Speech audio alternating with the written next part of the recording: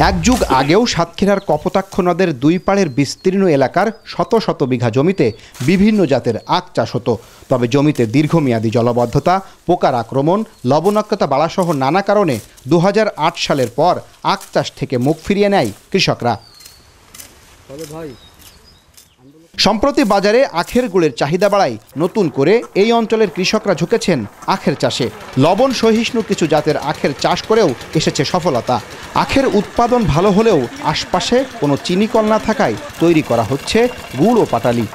কেউ কার্তিক মাসে রয়, তারা হইতেছে বাড়াই করে ফ্রি কার্তিক মাসে, আর যারা মাঘ মাসে রয় তারা হইতেছে ফাল্গুন মাসে বাড়াই করে, মাঘ মাসেও বাড়াই করে। জলবদ্ধতার কারণে কিছুদিন বন্ধ ছিল, বন্ধ থাকার পরে ইদানিং এসে আজ আবার ধরেন 2-3 বছর আখ চাষ শুরু হয়েছে।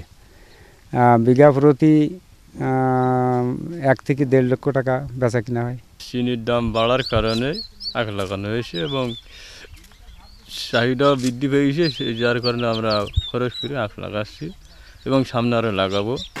1 বিঘা জমিতে আখ চাষে খরচ 25 থেকে 30 হাজার টাকা, আর বিঘা প্রতি উৎপাদন হয় 5 থেকে 6 হাজার কেজি, যা থেকে তৈরি করা হয় প্রায় 500 কেজি গুড়। 200 টাকা কেজি দরে যার বর্তমান বাজার মূল্য 1 লাখ টাকা। সেই হিসেবে 1 বিঘা জমিতে আখ চাষ করে কৃষকের লাভ প্রায় 70 হাজার টাকা।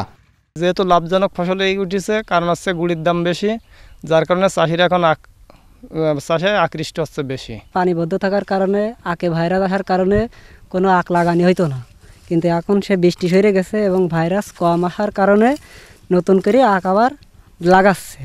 কৃষি বিভাগ বলছে সাতক্ষীরা অঞ্চলে আখ উৎপাদন বাড়াতে নানা উদ্যোগ নিয়েছে সরকার। এরই মধ্যে জেলায় লবণ সহিষ্ণু বিভিন্ন জাতের আখ চাষ বাড়ছে। ক্লাইমেট স্মার্ট টেকনোলজির মাধ্যমে আখ চিবিয়ে খাওয়া আখ সম্প্রসারণের জন্য চেষ্টা চলছে। দাম বেশি পাওয়ায় বর্তমানে কৃষকগণ এটা কিছুটা হলে সম্প্রসারণ হচ্ছে, আগামীতে আরও সম্প্রসারণ হবে বলে আমার আশা। কৃষি বিভাগের তথ্য মতে গত বছর সাতক্ষীরায় 150 হেক্টর জমিতে আখ চাষ হয়েছিল, আর চলতি বছর 20 হেক্টর বেড়ে আখের আবাদ হয়েছে 170 হেক্টর জমিতে। আহসান রাজীব, এখন সাতক্ষীরা।